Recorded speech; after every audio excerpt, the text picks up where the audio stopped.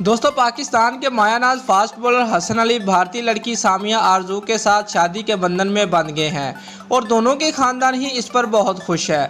दोस्तों, वीडियो की मजीद तफसील में जाने से पहले आप लोगों से गुजारिश है कि आप हमारे चैनल को सब्सक्राइब कर लें और साथ दिए गए बेल के बटन को भी दबा दें ताकि हमारी लेटेस्ट अपडेट आपको सबसे पहले मिल सके।